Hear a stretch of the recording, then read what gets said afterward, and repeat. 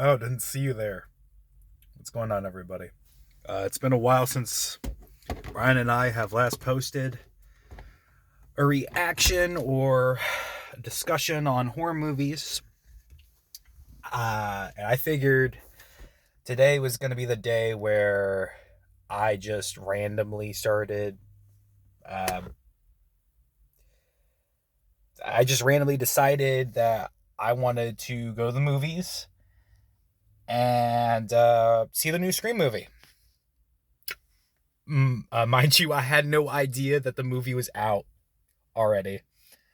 Um, because I don't really pay attention to what's going on in the world. And dear Lord, I got crusties up the ass. Excuse me. Horrifying. Horrible. Don't look at me. Dear God. Okay, so yeah, Scream 6. Surprised to say that I thoroughly enjoyed this movie a lot more than I did the last one. I'm not going to really go into spoilers or anything like that since this movie is fresh. I just wanted to say that I was absolutely surprised. Um, I was also a sucker to buy the collector's popcorn container and the cup because why the fuck not? Why wouldn't I? Why wouldn't I, succumb to capitalism? Um, nah, I'm really. There's no problem with this. Is there? Is there really? I find myself using this a lot more, um, than per usual. I don't really eat popcorn all that much, but now I have a reason to. Um, the movie overall, the big reveal was, it made sense. It was clear.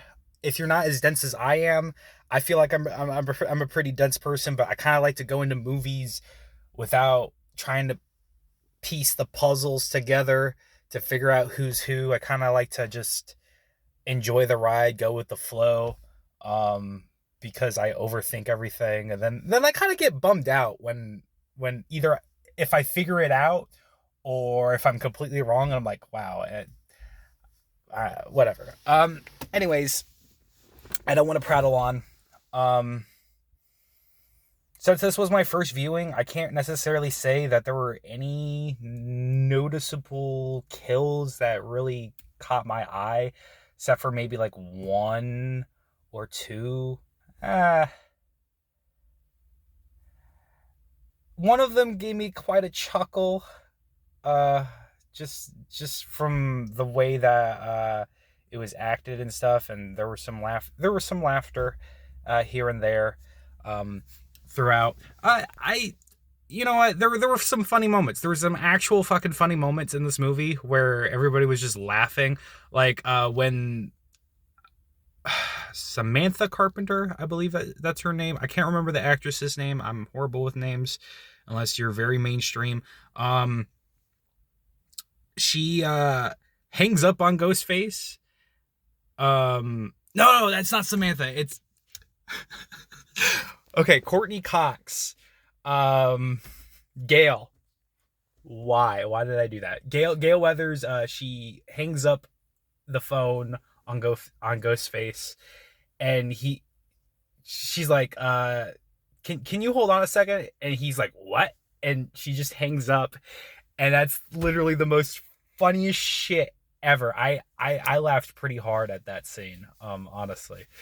Yeah, there's some good moments. There was nice nods to Friday the 13th Part 8, which not necessarily my favorite Friday the 13th movie, but you know, it's a fun movie, I guess.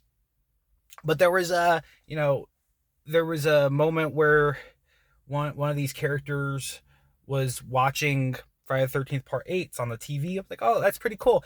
And then there was a nod to what I feel like was a nod to Friday the 13th Part 2, um, where there's a corpse uh, stashed in a fridge. I don't know if that's spoilers or not, but kind of, I guess. I don't know. Um, yeah, this movie went pretty hard. Um, I wasn't disappointed with the reveal, the final reveal.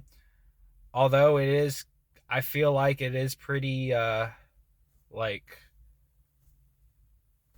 cut and dry as to who it is in a sense. Sorta. I don't know. There was a lot of twists and turns.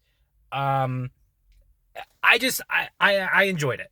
You know what? I enjoyed it a lot more than I did the last one. The last one I was kind of bummed out, left underwhelmed.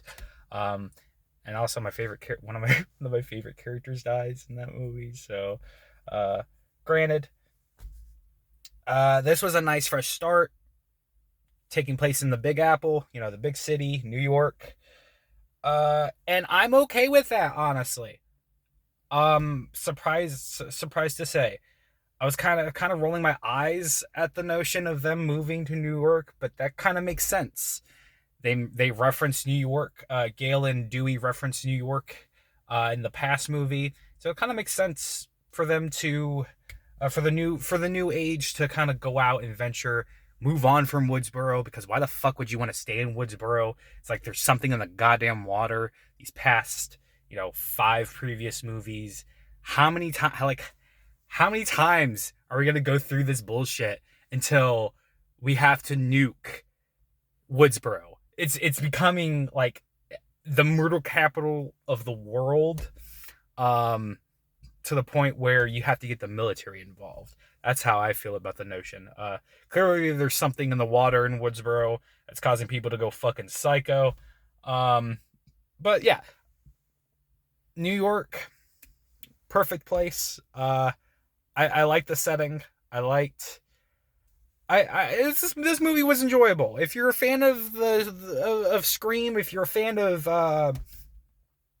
Ghostface, if you're a fan of the continuation of this story, then by all means just go out and see it. I was kind of disappointed in the last movie, but now they kind of rung me back in, and I'm kind of looking forward to this next one, because I feel like they're gonna bring back Sydney. I feel like Nev Campbell's gonna make her return, and there's been talks about it on the internet, I think. Um, if so, there's also been there even in this movie. There was like a little mention of Stu Macher, which they did a lot in the last movie, and now I'm thinking maybe this is supposed to be a trilogy. If I'm correct, this is the last one.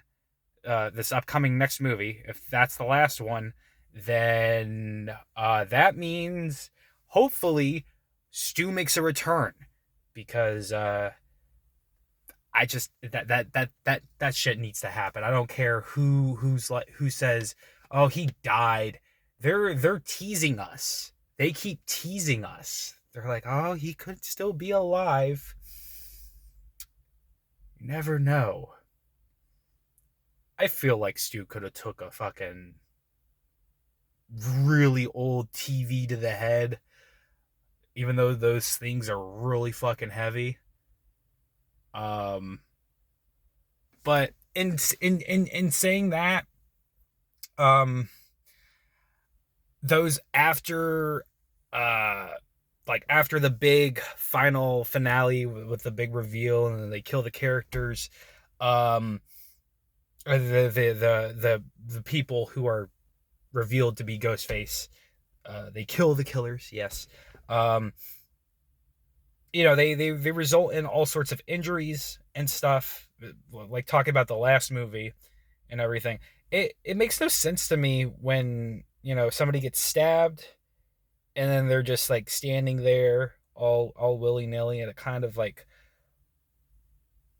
pulls away from reality a bit and makes you real oh, you're like watching a movie. But I don't know, there's like this fabric of reality, in a sense of realism in these movies, that I kind of want, like, there's like an expectation of um of groundedness. And when you kind of peel away some of that realism, you're the viewers got to be taken out of that. I feel like if we introduced, which we kind of do in a sense, we introduce like a supernatural element in these movies now, where Sam sees her dead dad, Billy.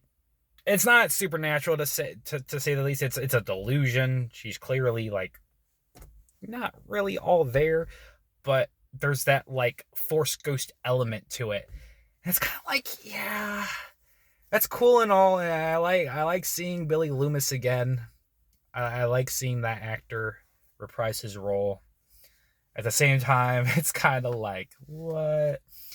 Um, but yeah, somebody getting stabbed in the stomach, you know, jumping from a very high point and then landing on a knife, and then you're kind of standing up, like talking and stuff, like everything's fine.